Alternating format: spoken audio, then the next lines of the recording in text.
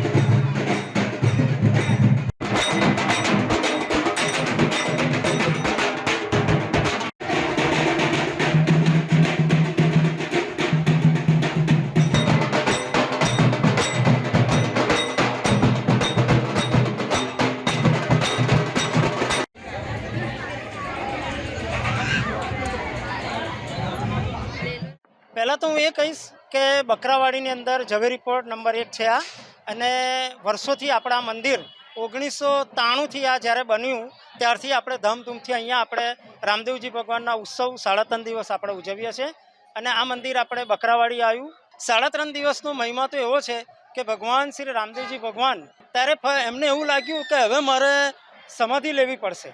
કેમ કે એનું કારણ એ હતું કે એમને ઘરના જ એમને પુરાવા બધા એટલા બધા એ હતા કે એમના જે ભાભી હતા એમના ભાભી એમને મેણું માર્યું, બીજું કે બીજા એવા ઘણા બધા કારણો હતા। એટલે એમને એવું લાગ્યું કે હવે મારે આ જે લીલા હું કરું છું એ લીલા મારે સંકેલી લેવી પડશે।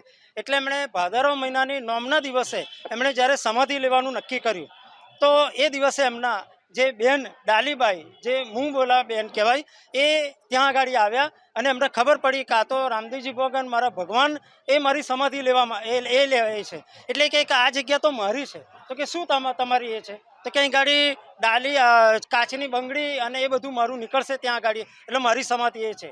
ત્યાં ખોદાવવામાં આવે છે તો ત્યાં ગાડી ખરેખર ડાલીબાઈના જે કંઈ શણગાર હોય એ બધા ત્યાંથી નીકળે છે। એટલે એ દિવસે ડાલીબાઈને સમાધિ ત્યાં લે છે।